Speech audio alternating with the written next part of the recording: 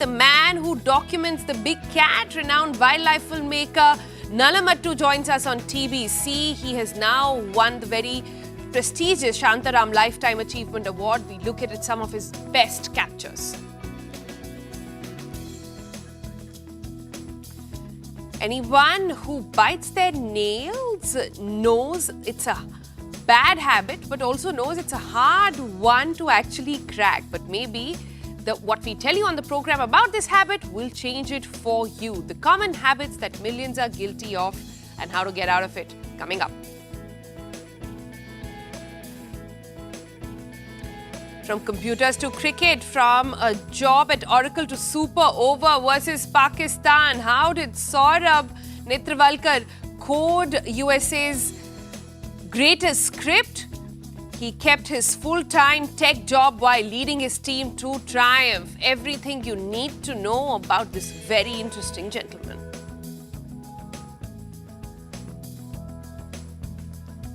And India and England will take on each other for the place in the finals today, but heavy rains are possible. Thunderstorm also predicted on match day. Curtain raiser coming up.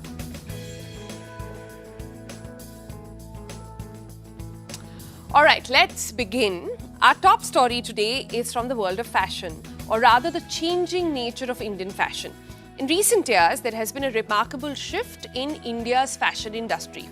Traditional textile companies, once known for their mass productions and cost efficiency, are now taking the lead in championing sustainability.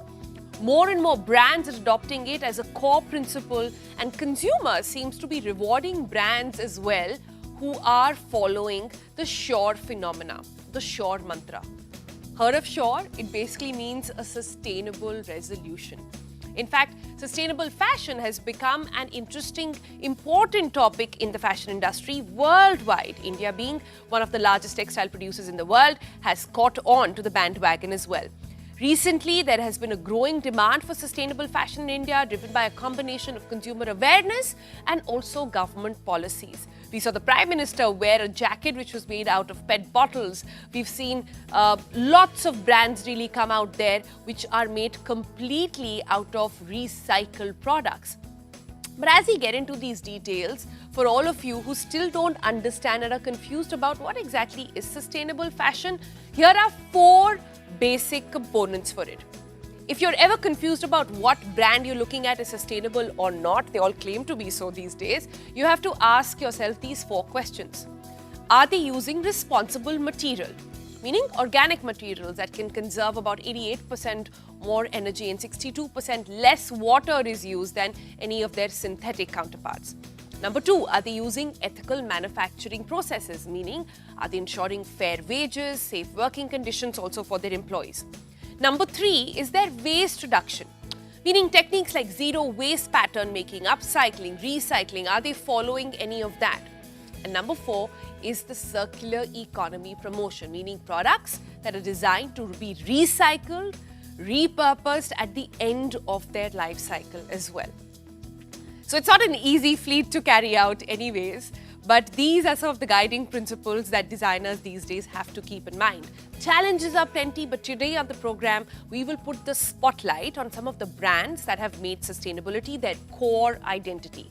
And these brands are the ones where style meets conscience in every stitch. So we thought, let's just dive straight into that. We've got 2 very interesting guests with us this morning. Here with me in the Mumbai studio is Charmi. Charmi is the founder of Terra Tribe, and she will take us through all her beautiful collections that she has done, and she's also a sustainable brand. Also with us in the Delhi studio is Pratyush Kumar. He's the founder and creative head for Few, and he will take us through what his sort of brand philosophy is as well. But Pratyush, before we get started, have I said that name right? Is it Few? Is it Pew? It's got a very peculiar name. No. I want to start by understanding what does it mean and what exactly is your brand philosophy? Thank you, Sonal, for the introduction. So basically, Pew, it's a French word which means pure in English. And for us, it was really important to choose a word which goes with the philosophy of the brand, because our intentions are really pure, where we are creating products based on the philosophy of circularity, which means anything that is being produced can be repaired, it can be reused or recycled at the end of the life of the product. And that is what we are focusing, while keeping in mind, making products which are beautiful, and the craftsmanship should be really strong, so that the lifespan of the product, it lasts for many, many years. So that is what we are focusing on. I see. Yeah. I see. Let me also bring in Charmi in this conversation. The very charming Charmi is with us in the studio. And Charmi has this brand called the Terra Tribe. Charmi, you've been running this brand saying that there has to be a lot of thought going into even the dyes you use, even the cuts you use, even the silhouettes, because it should not be fast fashion. Yes. So take us through your core brand identity, then we'll talk more. Yes.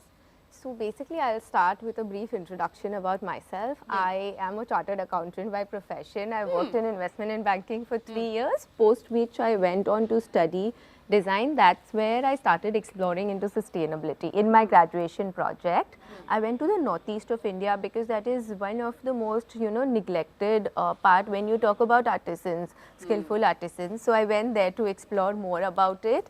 Then I worked with piece silk there, and all the dyes that were used were made locally. So all the plants growing locally, we made dyes out of it, and we dyed the silhouettes that we made. And whatever waste was generated, we made a kids collection with it for the graduation project. This is what I did. And that's when I got interested into sustainability. So post my graduation from NIFT Bombay, I went on to work with a designer who also follows sustainable practices. And then I started the research on the brand. So since the beginning, we've always been a PETA approved brand. So it's completely using plant-based material. We use natural fibers like organic cotton, linen, hemp, all of these fabrics. And then in terms of dye, we try to be as natural as possible, using natural dyes for some of our products, using non-toxic dyes for the other. Now we come to the production process. Yeah, as we speak about that, let's walk in to the podium where we've got actually all your clothes there. Sure. And let's talk about it while we see all those beautiful collections as well. I've always wondered, Charmi, that the thing when it comes to fashion is that it is so forward in how it's looking that very little thought is actually going into where it's sourced from. But would you say that that philosophy is changing for the Indian consumer today? So I'll tell you that sustainable fashion cannot be the sole reason that a customer buys a product. So they initially like the design of it. So the Indian consumer is not that evolved that they will get something just because it is sustainable. They like the design, they like the overall feel of the fabrics, all of that. And then sustainability becomes an added incentive for them that, I am buying a product which is made using sustainable conscious practices. This brand that I'm buying into is following all of these practices. That's a good point over there. Let me get in Pratyush also on that one. So Pratyush, so you would say that consumers today are still looking in for a great design, and the filter is it should look good, and if it's sustainable, then it's the icing on the cake. But otherwise, would you say that back in the day, not very long ago, even pre-pandemic days, people wanted to be sustainable, but they didn't know where to go, what to buy. But that seems to have shifted, that seems to have changed over a period of time. No, I totally agree. I mean, I strongly believe that, even if we are using sustainable materials, but if our designs are not beautiful, it will end up in the landfill ultimately.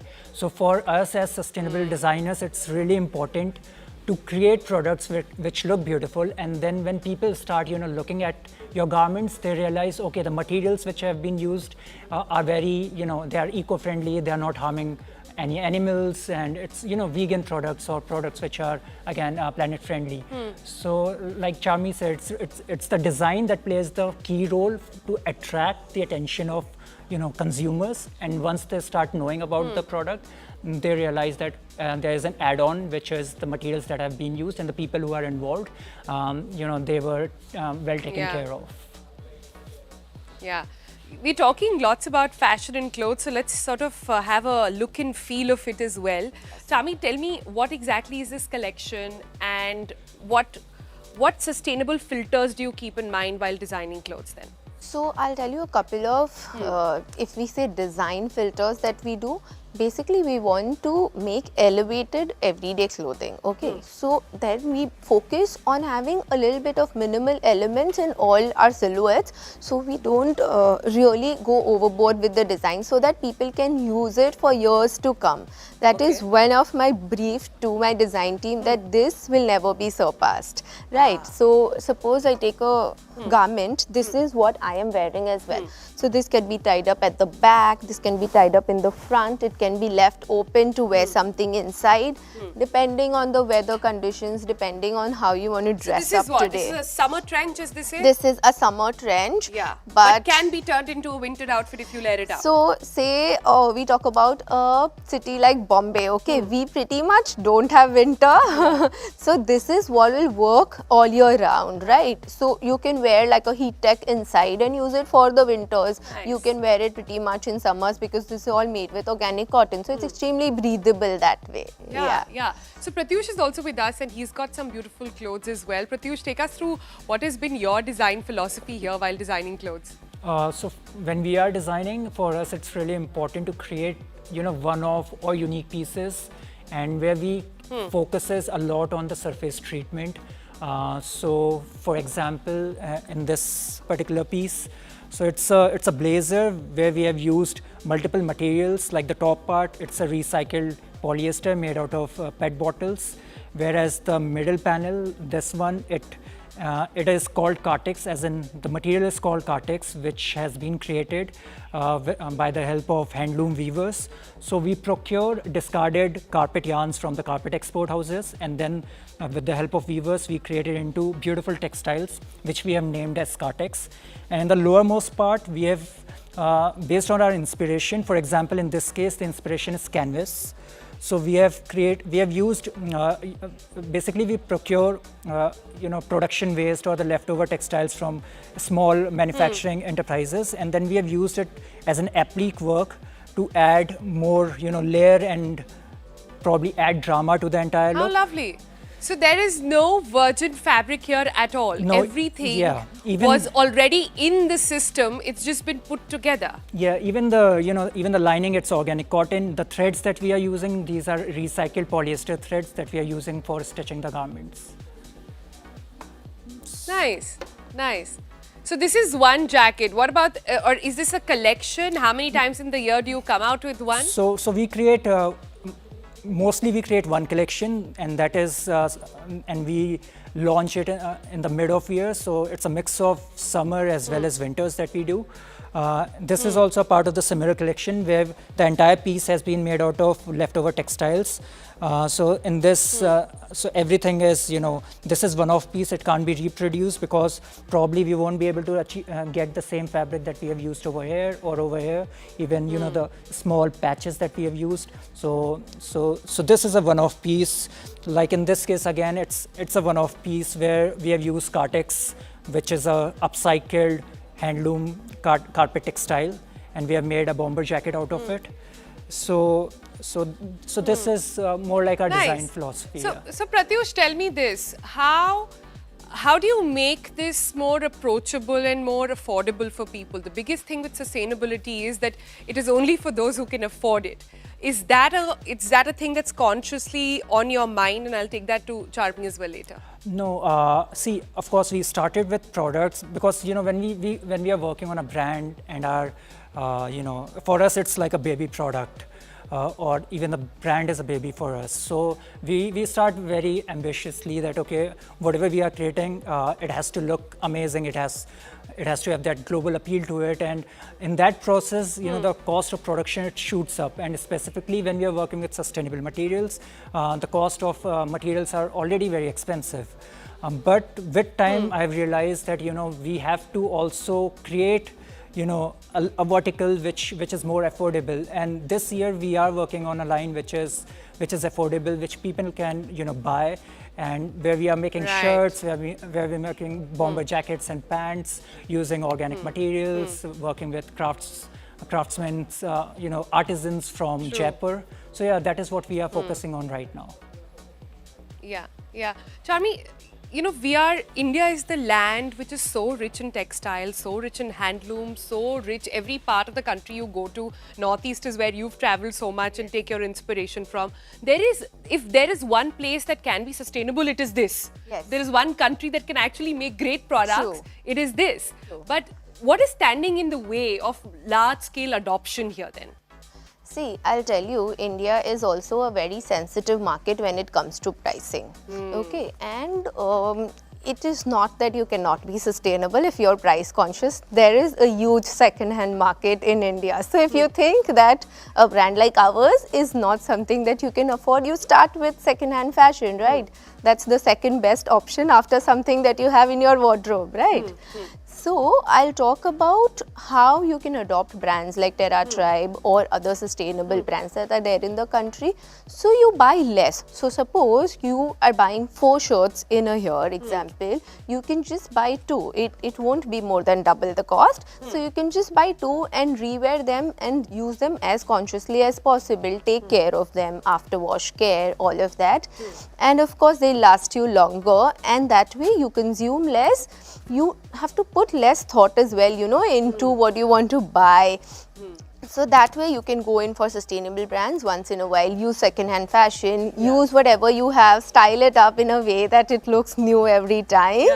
So there are a lot of ways. Good tips over there, and I must say kudos to designers like you, to Pratyush, who have opened up the market really. This wasn't the case even 5 years ago.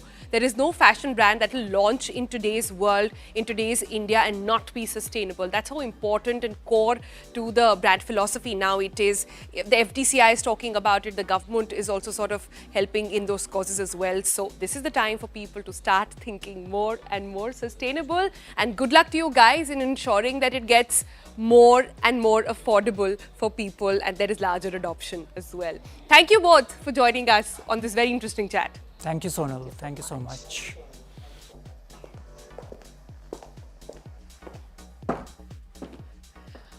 All right, on that note, we spoke about fashion, but we also are going from fashion all the way to the wild.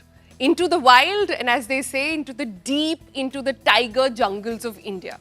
Our person of interest today has spent most of his life documenting the life of the big cat. His tiger-centric documentaries, including Tiger Dynasty, Tiger Queen, the world's most famous tiger. His best-known work, Living on the Edge, is India's longest-running award-winning environmental series. He has won 5 national awards and also many international awards. His latest one is the Shantaram Lifetime Achievement Award by the Government of India. It's awarded to great filmmakers like Shyam Benegal, the likes of him. And he has also worked, very interestingly, in the Indian Space Research Organization at ISRO as a high-speed cameraman. So we decided to sit down with the man who has breakfast with the world's most famous tiger. His name is Nalamuttu, and this conversation that I had with him gave me goosebumps. Sit back and enjoy.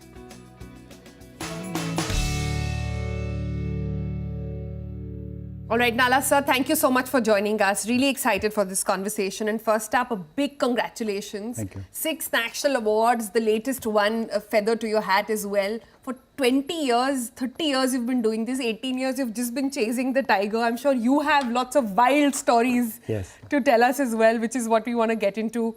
Which has been your most rewarding shoot?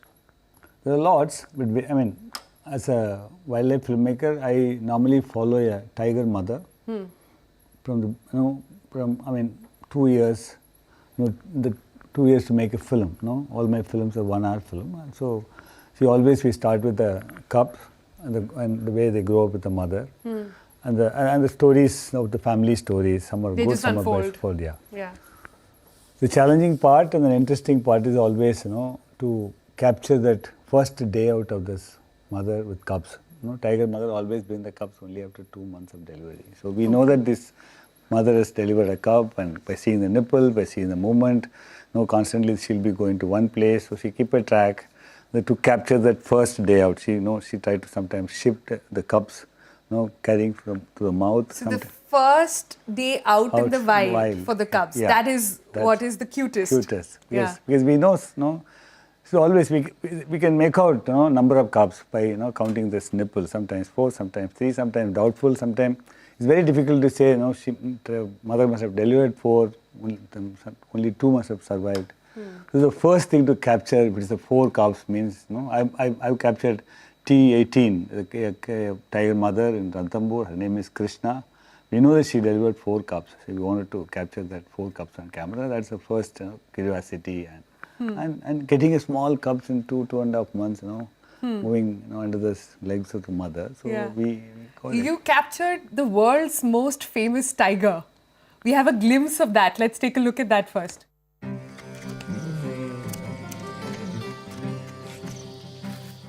A tiger mum and her cubs are inseparable.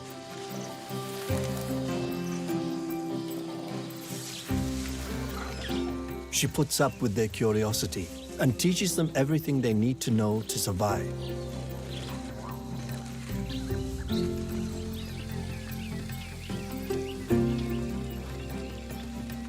But by around age 4, when they become young adults, that bond can easily be broken.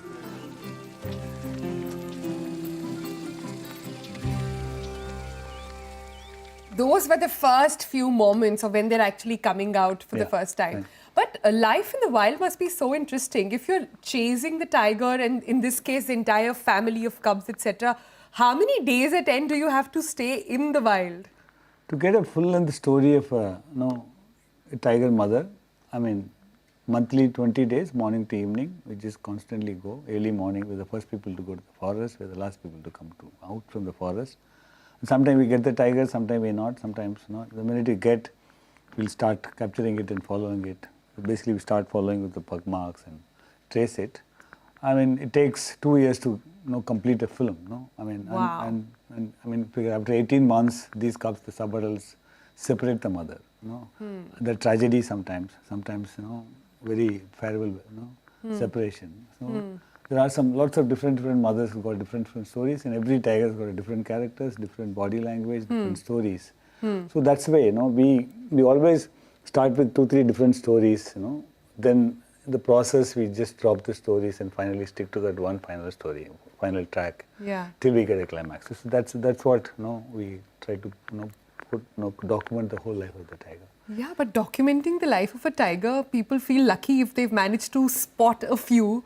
You've spent majority of your life just chasing them and perhaps learning from them? Yeah, they taught us a lot. The tiger is the best way to learn a lot about life is from tigers. Like? Yeah, like patience. The right time, if you get an opportunity, don't lose it, just hit it. So it's lots of stuff. This is not one. A lot of patience, and we try to avoid conflicts. Tigers always avoid conflict. They don't get into conflicts. And again, still you getting into the territory, they try to give a warning. Then again, sound warning. Then that mock-up charge. Then they attack. It's like that. It's the process. So all these things you avoid. So many things you can easily, imply into our own life. And 18 years, 20 years of living with tigers, we learned a lot. It's not. I can't explain it, but actually, it's all. Somehow it's in my. So these are life lessons from the Tiger Man of India. He's telling us to not just adopt and coexist. He's telling you what you can actually learn from the tiger life, which is so fascinating. But how does it entail? You're saying 20 days in the wild. So you're there, sometimes no food, nothing. You just have to keep chasing them and to get that story. How long do you generally spend? You said about 2 years, but there have been more challenging circumstances? Because it's not the kind of a story which I produce it's not just accumulating footage, capturing footage. It's a story, it's a sequence, it's a cinematic sequence of storytelling. So we normally don't miss out anything. We want each and every thing, we want to capture it because in the progress we get stories. So we can't afford to stay, we have to continuously go. So early morning we go. And even sometimes we get a tiger, if they're sleeping, we'll also wait for the tiger to get up, and sometimes we follow the mother and we want to get this, capture the kill, and she dragging. What happens is, for example, if if the mother comes from, bring a cubs to the kill, and mother comes back, sometimes mother kill it in a far distance, she comes back to take these cubs. What happens is, first things, the mother, what they do, the cubs, what they do, is just go and smell the mother's mouth. Immediately they can make out the blood stains. Okay, mother has come back, with the kill. So immediately, you can see this in the complete body language as cubs changes. They go very excited. Yeah. They just immediately start pushing the mother to go, come. So the mother, so that's the way. So we know that we need to capture that. It helps to get that moment also. At the same time, for us also, we'll know to follow. We'll immediately get ready to follow the mother with cubs. Then, in a forest, it's very difficult to find out the distance of the kill. If it is too far, the first thing what the mother does is just take the cub and feed, make them to drink some water. So that means it's maybe a little far off. So all these small things is, for us to understand this whole movement. So that's why we studied, a lot of different characters and mothers. The idea is kind of a film which it works is we would like to capture that never been seen before sort of a behaviors, because in a natural history, wild animals' life, a lot of things can be not been captured. So, like for example, tigers' mothers after 18 months, the cubs always, sub-adults wanted to have their own territory, own the privacy. The way in our own life. In 18 years old, our own daughter and son, they want this. We want them to move out. Here start in 18 months. Wow. The 1 year is equivalent to 1 month. So 18 months, they want the same separate thing. They wanted to have their own thing. So they sometimes they fight with the mother, their own territory. Yeah. The mother will also try her level best to fight. And after a point, she leaves the territory. There's one particular moment. What happens is, the mother tried her level best to keep the territory with the two dominant daughters. And she fought with them and she enjoyed it, and they've decided not to leave. So then one fine morning she decided to come back. She wanted to make a peace with this daughter. Let's take a pause on that, because we actually have that scene for our viewers to enjoy and indulge as well. So let's take a look at that one. Krishna eventually seeks out lightning too and makes her peace. Her daughter seems to forget all the harsh discipline she'd received from her mother. And then something surprising happens. Like some sort of peace offering, Krishna nurses her grown daughter. Something rarely seen in the wild.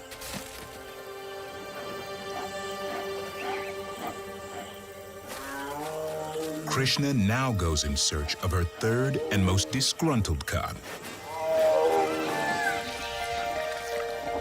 Arrowhead is still licking the wounds from her mother's attack. Has her mom now come to drive her out forever?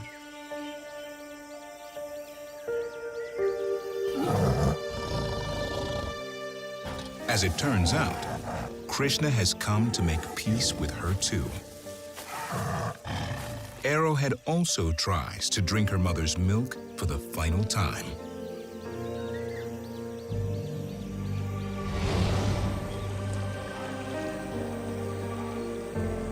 After these final loving reunions, Krishna disappears from the lake territory without fanfare.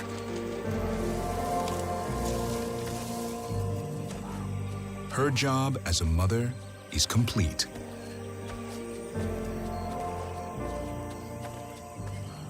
But with that, she's left a hole that needs to be filled. Yeah, this mother feeding a sub-adult, I think I was told in BBC somewhere, long time back, 10, 15 years back, they managed to get some glimpse. But here, the beauty is, here we got the whole story. Yeah. In fact, she got this territory from her mother. Now I started to follow this. Now, who is going to keep this territory? For that, it took almost 2 years for me to get a climax of the story. I thought she's also a young mother. I thought she will, not chase. She will make them to leave the territory and keep the territory. Most of the mothers, they always try to keep some portion of this territory to the daughter. Here, one daughter is so dominant. She was so desperate to, because this is a very primed territory, waters and resources and good prey base. Yeah. So she wants to keep it. So mother also tried and get. So then she decided come back. And she was feeding. But normally these cubs stop feeding after 6-7 months. Then they start, having. This is 18 months. 18 months. It took 2 years to get that. The story. So these surprise things is the one. Tells a great story in the naturalist. Well, Nala sir, I just have to say this is spectacular work. Thank you. It's eye-opening for even those who have not been tracking the wild for so long as you have been. This has been a beautiful conversation. Thank you so much for what you do and good luck.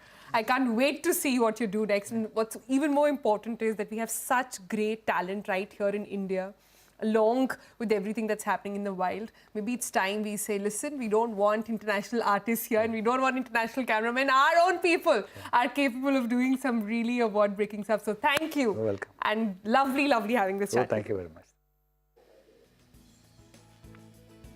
Or in fact, that's not it. There are so many more clips that Nala sir sat down with us and decoded the entire history about it, the story behind it. And you can watch all of that on TBC Extra on YouTube. And do send us your feedback on that as well. With that, quick break, back with more.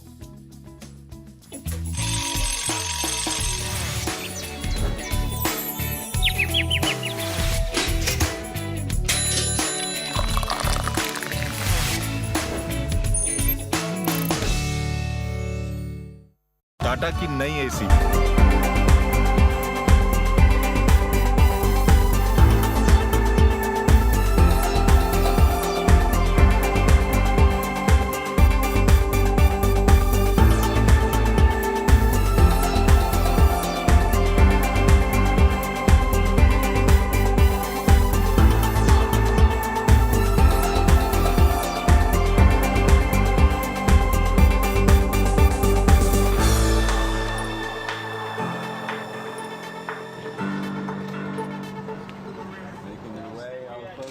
ladies and gentlemen. Julian Assange. How does it feel to be a free man, Mr. Assange? Congratulations! How do you feel about the sentence, sir? Quick comment about the sentence. What's your message to journalists around the world today, Mr. Assange? Do you think justice was served today? What do you think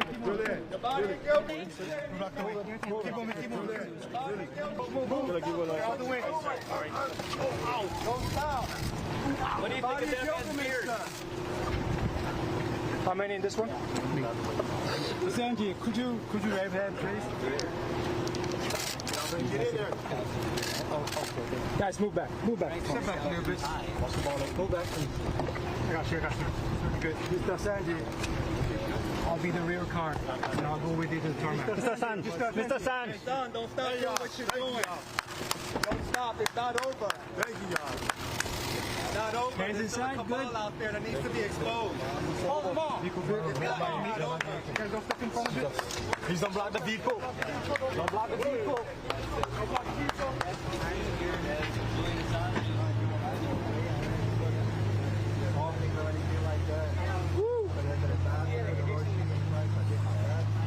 Careful with that vehicle, sir. Just start moving soon. Be careful.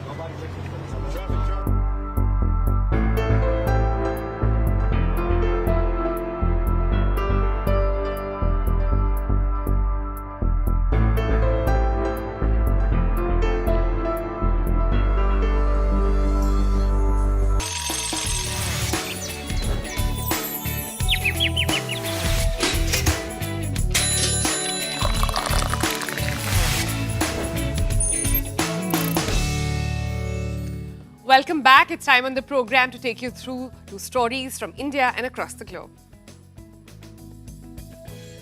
Now, Tamil Nadu forest officers successfully reunited a baby elephant during regular patrol. The concerned mother elephant was found just a few meters away, patiently waiting for her life and patiently waiting for her little one actually to be rescued. The rescue team was sent to the location right away. They worked hard to free the young elephant from the Mudumalai Tiger Reserve water channel.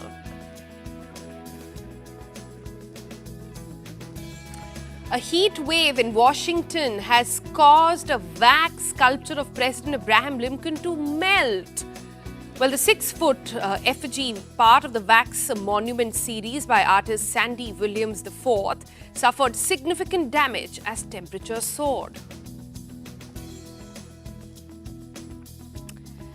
New research levels and goes on to reveal a critical tipping point in the Antarctic sea sheets melting process, suggesting that the current sea levels rise projections could be significantly underestimated. Scientists warn that this newly identified mechanism could have long-term impacts on global coastal communities.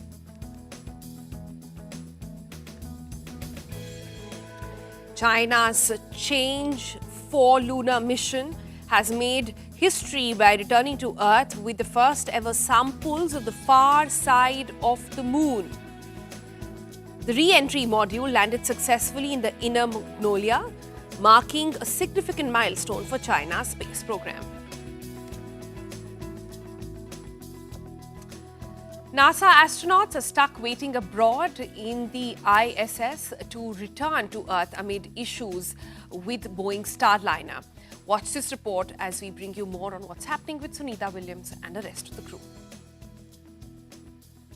Problems with Boeing's Starliner capsule have upended the original plans for the return of 2 astronauts to Earth, leaving them aboard the International Space Station as teams look at last-minute fixes. Since its liftoff on June 5th, the capsule has had 5 helium leaks, 5 maneuvering thrusters go dead, and a propellant valve failed to close completely. The current problems center on Starliner's expendable propulsion system, which is needed to back away from the ISS and position it to dive through Earth's atmosphere. Starliner can stay docked at the ISS for up to 45 days, according to comments by NASA's commercial crew manager Steve Stitch. He said recent test firings of the thrusters gave mission teams confidence in a safe return, though tests and reviews are ongoing. A source who spoke on the condition of anonymity said internally, NASA's latest targeted return date is July 6th. That would mean the mission, originally planned for 8 days, would instead last a month. Even with the propulsion issues, NASA has said Starliner would still be capable of returning the astronauts to Earth if absolutely necessary. That is, if the capsule must serve as an escape pod. Stand by. If Starliner is deemed incapable of safely returning Barry, Butch Wilmore, and Sunita Sunny Williams, one option would be sending them home aboard SpaceX's Crew Dragon. NASA and Boeing officials, as well as engineers familiar with the program, told Reuters nothing about Starliner's current problems indicates that this would be needed. This is Starliner's first mission to orbit carrying astronauts, the final test needed before NASA can certify it as the U.S. Space Agency's second ride to the ISS. All right, here's hoping for safe return of the crew members and early resolution of that problem. But let's move away from space to what's happening here on planet Earth and some regular questions that all of us have. The life is full of questions. Why am I feeling so bloated? Why do I get midnight cravings when I've had a hearty meal? Why am I yawning after seeing someone else yawn? Well, these are basic questions and you often wonder what the science behind this is. So we'll be telling you all about some common habits that millions are guilty of. Today we look at nail biting.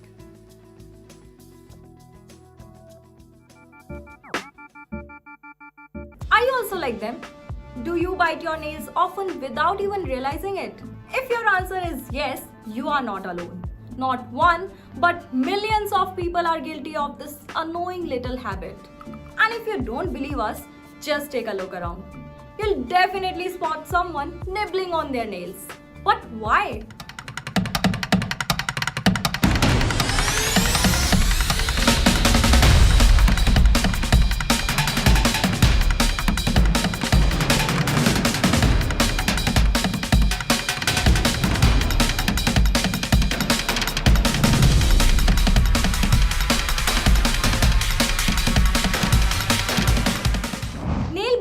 Or onychophagia is an oral compulsive habit and more than just a bad habit. It's not just stress that triggers this behavior. For some, it's a habit formed in childhood, picked up from observing parents or siblings. Let's get an expert to tell us more about this habit. In children, nail biting does not start before the age of 3 or 4 years. The rates of nail biting in children between the ages of 7 and 10 years is between 20 and 30%, and in adolescents it is around 45%. As the research says, it's more like our brain's way of coping. When we are anxious, our body wants to do something to distract or comfort us, and that's when we bite our nails. To understand the cause of nail biting, it is important to know that nail biting may be associated with impulse control disorder, or may be a part of impulse control disorder or obsessive compulsive disorder. Nail biting may also be associated or be a manifestation of another psychiatric disorder like anxiety depressive disorder, attention deficit hyperactivity disorder, Tourette's syndrome, or be part of self-injurious behavior or intellectual disability or autism spectrum disorder. In children, nail biting may be a manifestation of anxiety as a disorder. It is hypothesized that nail biting may reduce anxiety, albeit temporarily. Nail biting provides a peculiar comfort, much like how some people fidget with objects when feeling restless or lost in thoughts. The feeling of biting nails can be oddly pleasing for some, but what comes later isn't as pleasant. Damaged nails, infections, or even dental issues. So, how do we kick this habit? In healthy children, nail biting is usually temporary and does not last very long. In pathological nail biting, the frequency, intensity and duration of nail biting is higher than in those who are having a healthy nail biting.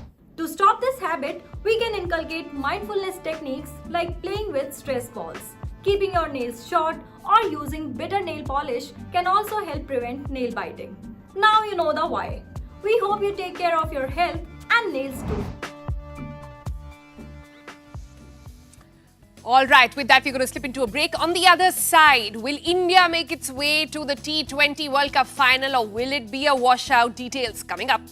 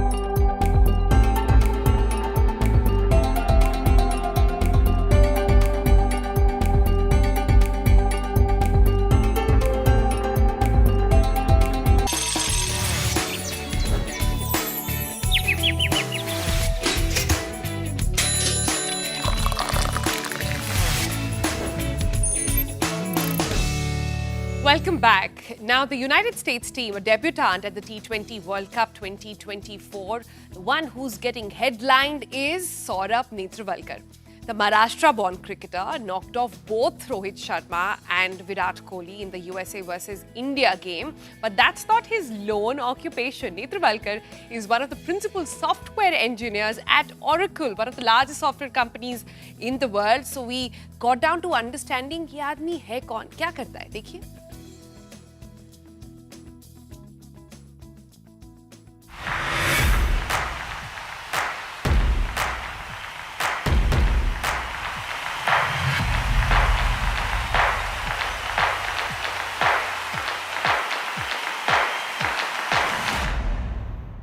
Saurav, first of all, hard luck for the Super 8, but the entire World Cup, you guys have been sensational.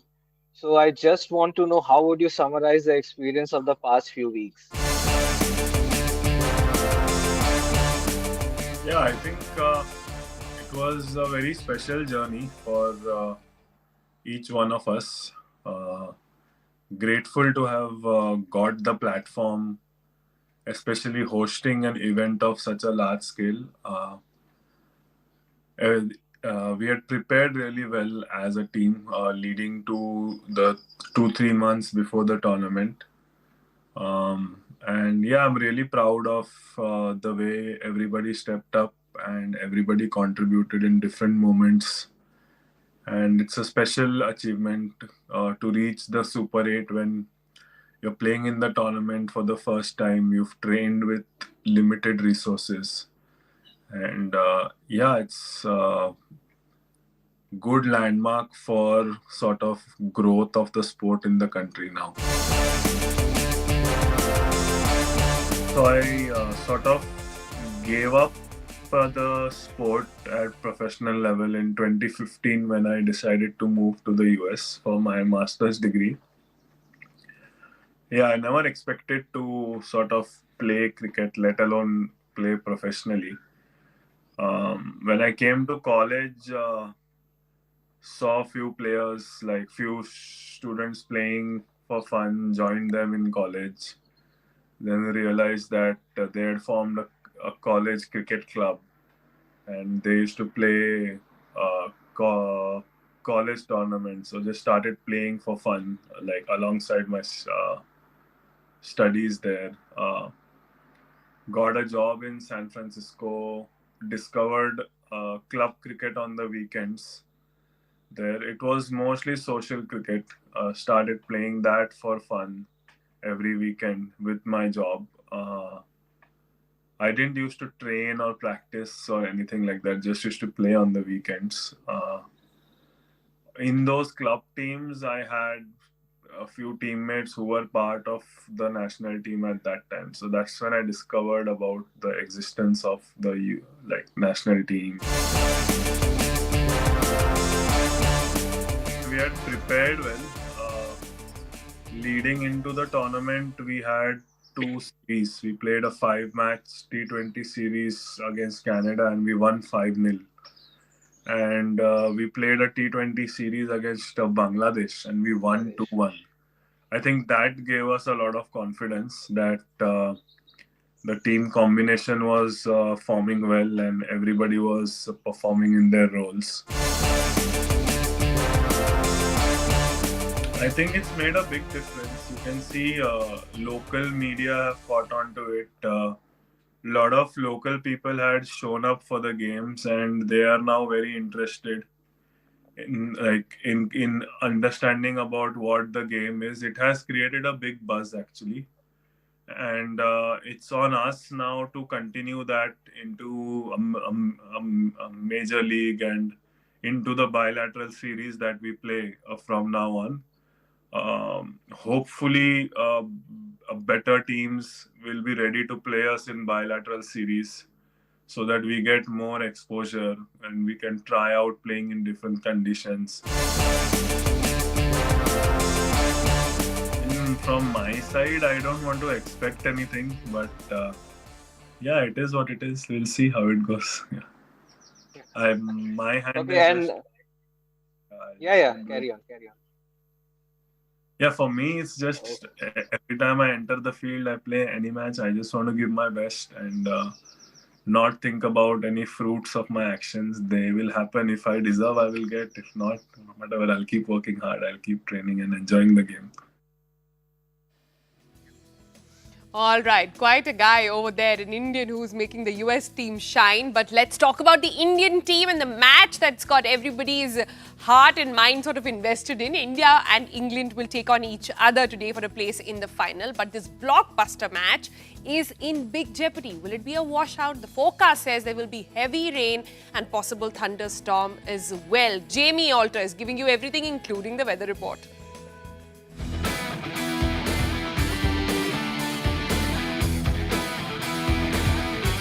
In India versus England in the second semi-final of the ongoing T20 World Cup later tonight in Guyana. It's a cracker of a contest because we all know what happened the previous time that India and England, Rohit Sharma's team versus Joss Butler's team, met in the semi-final of a T20 World Cup. It was back in 2022 and India was smashed by 10 wickets by England, who then went on to win that trophy in Australia to make it double World Cup champions. At the time, they were holders of the One-Day World Cup and then also the T20 World Cup. But maybe many fans will say all that does not matter because the Indian team we've seen in the West Indies is playing with a lot more aggressive intent. The batsmen are going harder at the ball. We're seeing more 4s and 6s struck by India than we saw 2 years ago in that edition of the 2020 World Cup. Also, the biggest factor to my mind is that Jasprit Bumrah is in peak form. Bumrah, let me remind you, was not there in the 2022 World Cup. So all in all,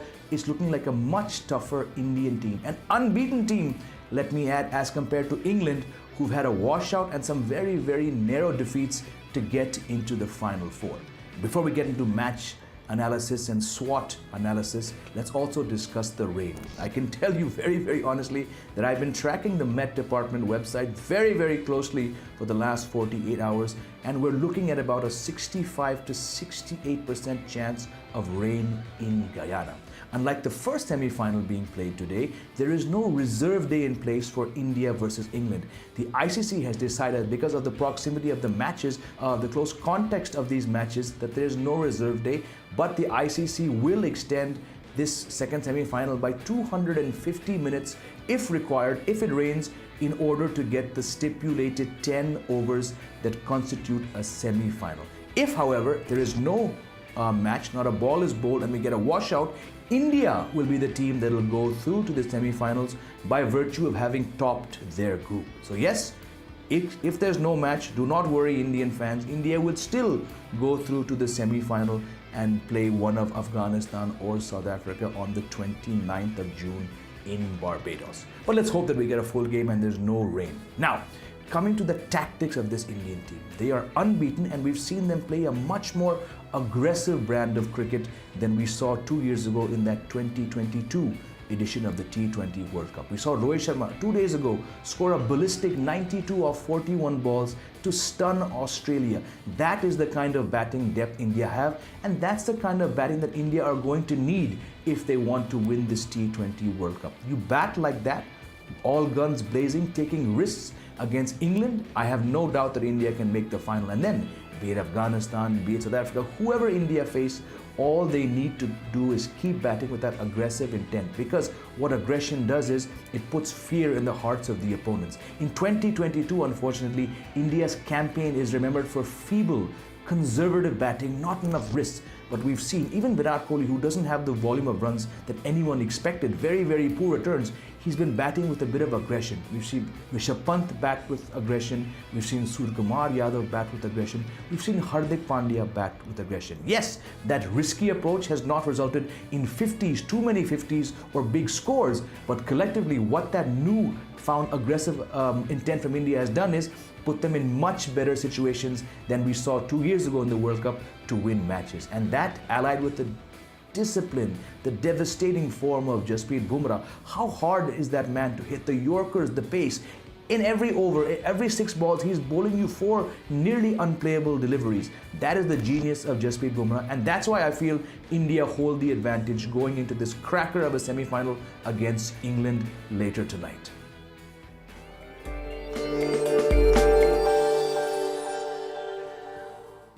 All right, next we bring you a special section on financial markets powered by Money Control Pro, Money Control's premium destination for investing and business insights. Let's start with markets and how they're looking this morning. Well, GIFT Nifty indicates a negative start for the Indian equities today, and the US equity market ended slightly higher after volatile trading ahead of inflation data. Asian markets opened weak and the oil prices slid in early Asian trades as well on Thursday due to a surprise built up in the US inventory. Let's look at sectors next, and the one in focus today is the tile manufacturers. The tile manufacturers have borne the brunt of weak consumer sentiment. However, With a steady revival of the real estate market, demand for tiles is expected to catch up. Now, most companies are diversifying their offerings by entering into related categories, and all these developments indicate that a gradual revival is on the cards. You can log in to Money Control Pro to find out more about India's tile manufacturing industry and other actionable insights. It is a premium destination for all the investing views and financial insights you will ever need, brought to you by Money Control.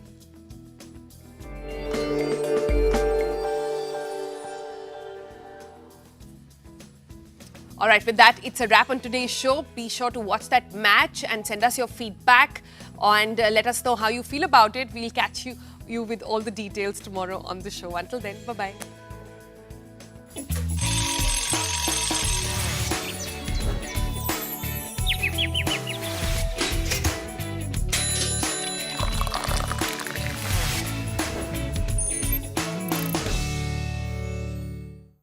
Tata Motors के truck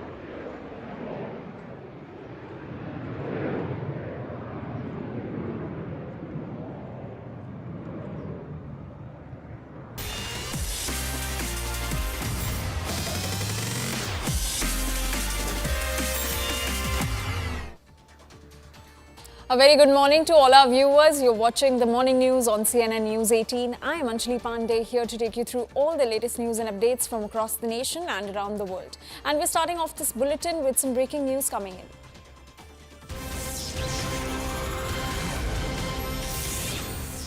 And the Congress party has reappointed Sam Pitroda as the Overseas Indian Congress chairman, and now Congress MP Jairam Ramesh has given the Congress party's reasoning behind his reappointment. Jairam Ramesh had tweeted, and I quote, "During the recent election campaign, Sam Pitroda had made some statements and comments that were totally unacceptable to the Indian National Congress. By mutual consent, he stepped down as chairman of the Overseas Indian Congress. Subsequently, he clarified the context in which statements were made and how they were later distorted by the Modi campaign. The Congress president has reappointed him on the assurance that he will not in future leave room for such controversies to arise. So this is the justification that is coming in from the Congress party for the reappointment of Sam Pitroda. Our senior editor Pallavi Ghosh is joining us on this story. Pallavi, a very good morning to you. Pallavi, even after the controversy over the inheritance tax and also the racist remark that was made by Sam Pitroda, he has been reinstated as the overseas Indian Congress chairman. Yes, I'm just going to very quickly give the context. Why is it that Sam Pitroda was asked to step down as a chairperson of the Indian Overseas Congress? That is because in an interaction he had said, while talking about India's diversity, he had said, for example, the people of the East or Northeast look like Chinese, those down South look like Africans. That is seen as a racist slur. It had led to a lot of outrage, not just outside the Congress, not just the BJP taking it up, but also within the Congress party, especially those who are from down South, from Northeast, who said, what kind of a language is this? And Sam Pitroda's words were even more damaging because it was coming from him, who's known to have a very good old family relations with the Nehru-Gandhi dynasty. And therefore, it walked up to a doorstep of the Gandhi family, and that is why he was asked to step down. Now, I remember in an interaction, the Prime Minister too had kind of recommended, had actually made the point that, you know, I'm sure he's going to be back very soon. And that's exactly what has happened, which is why the BJP is coming out with his all-out attack, Anjali, on the Congress party, that this was just a poll gimmick. Right. You were only planning this because there were elections round the corner. You actually condone the thoughts of Sam Pitroda. Right. Pallavi, please stay with us. We're getting some more inputs on this story. So, as Pallavi was mentioning, the BJP is raining fire on the Congress party for reinstating Sam Pitroda as the chairman of the Indian Overseas Congress. Pitroda had quit during the Lok Sabha election campaign after his remarks on inheritance tax sparked a political firestorm. Now, BJP's Amit Malviya has said, and I quote, "The tormentor of the middle class is back. Congress hoodwinks India, brings back Sam Pitroda soon after elections." We also have a reaction from BJP's Shehzad Poonawala, and the Congress party has now said that Sam Pitroda won't leave for any room for controversies, and BJP has called out this hypocrisy of the Congress party. So, Pallavi, all right, we have a reaction also from the BJP. Let's listen in to that first. Congress ने अपना असली चेहरा दिखाई दिया। Sam Pitroda जो परिवार के सबसे करीबी माने जाते हैं, राहुल गांधी के गुरु है, विदेश जाते राहुल गांधी तो वही सारी चीजें ऑर्गेनाइज करते हैं, और ये वही सैम पित्रोदा है जिन्होंने इनहेरिटेंस टैक्स किस प्रकार से 55% होना चाहिए उसकी बात की थी।